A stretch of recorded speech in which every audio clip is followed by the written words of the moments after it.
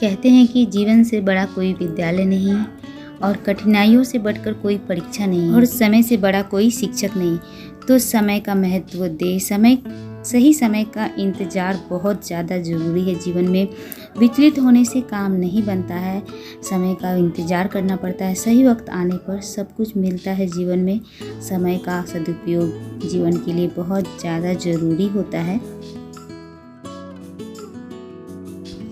Hello friends, welcome back to my channel Khushboo's life. कैसे हैं आप सब? आई होप कि आप लोग सभी बहुत अच्छे होंगे फ्रेंड।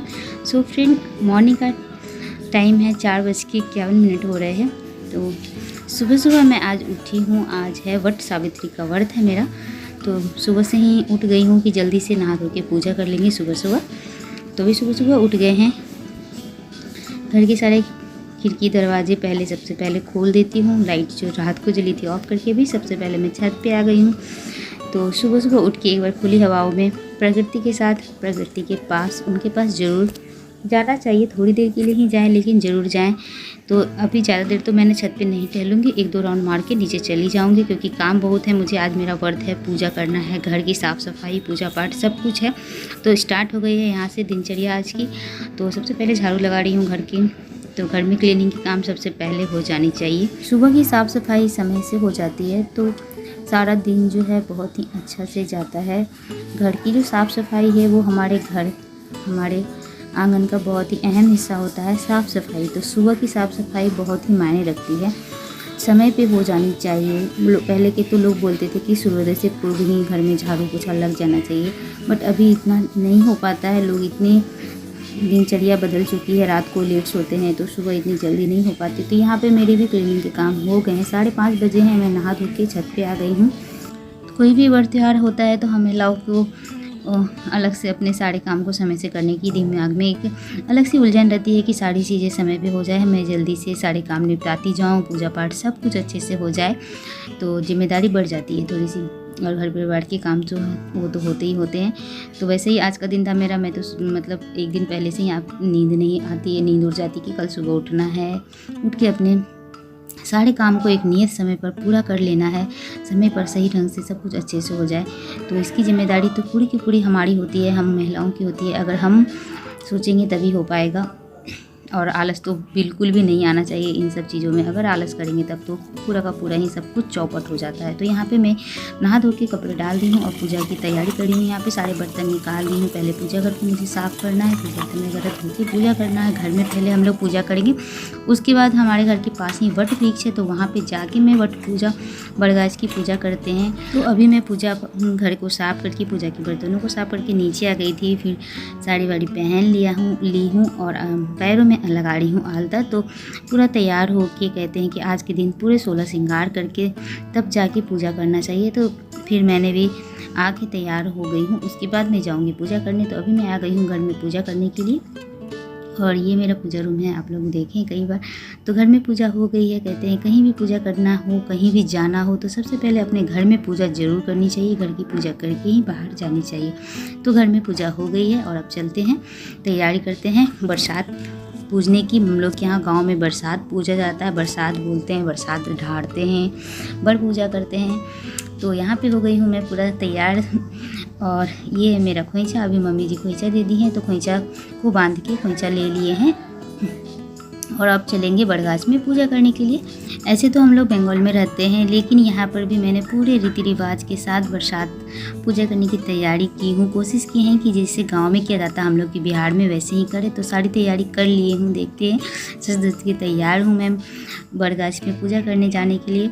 और ये मेरा कलश लोटा है, सब लेके अभी चलेंगे पूजा करने के लिए।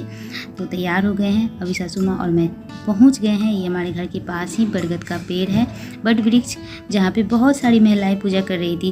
कहते हैं ना, जहाँ भी हो, जो भी जगह पे बहुत सारे लोग पूजा करते हैं। ऐसा लगता है कि जैसे हम लोग शहर में रहते हैं तो वहाँ पे पूजा नहीं होती, लेकिन देख सकते हैं यहाँ पे भी बहुत सारी महिलाएँ जो हैं बट वृक्ष के दिन आज पूजा कर रही थी बरसात की।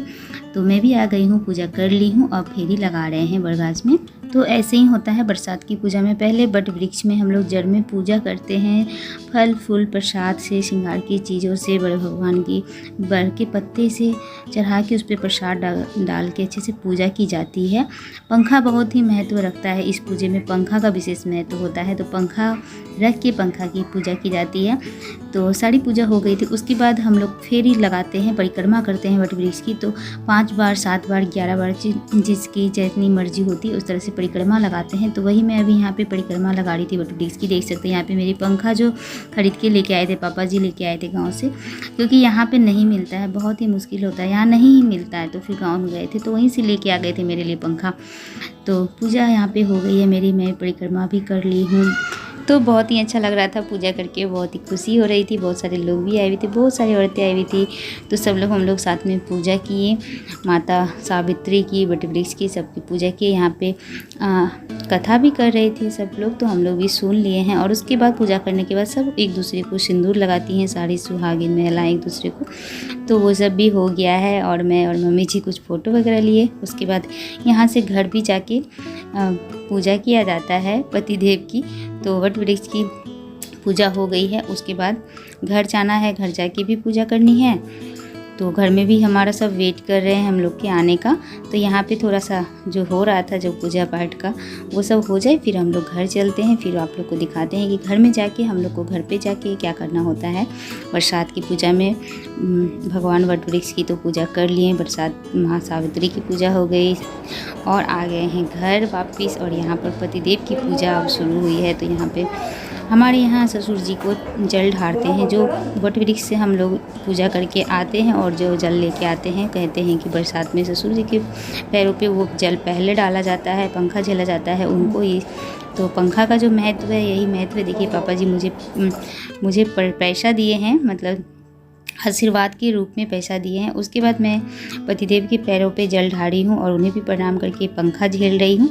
तो यही है इस पूजा का जो मेन होता है। गांव में ऐसा ही होता है, मम्मी जी बताती है, ऐसे मुझे कुछ पता नहीं, उन्होंने जैसे जैसे बताया मैं कर ली हूँ यहाँ पे। और मेरी पूजा हो गई है, सब लोगों ने मुझे ढेर सारा आशीर्वाद दिया है। और यहाँ पे मैं जो प्रसाद वहाँ पे चढ़ाई थी, फिर लेके घर पे आई थी। तो यहाँ पे सबको प्रसाद दे दी हूँ, पापा जी, इनको, बच्चों को, सभी को दे दिया है। तो पूजा हो गई। यही था मेरा वट सावित्री का ब्लॉग। ऐसे ही पूजा होती है हमारे यहाँ बरसात की। और ये देखते हैं तैयार थे ऑफिस जाने के लिए, बस मेरे लिए ही वेट कर रहे थे। मैं पूजा करने गई हुई थी तो इतना देर वेट कर रहे थे कि कब जल्दी से आएगी और मेरी पूजा करेगी, मुझे पंखा झेलेगी। देखिए कितने खुश हो रहे हैं पंखा झिलवा के। तो अभी ऑफिस जा चुके हैं। वो खाना बन गया था, खाना मम्मी जी सुबह ही बना दी थी फ्रेंड।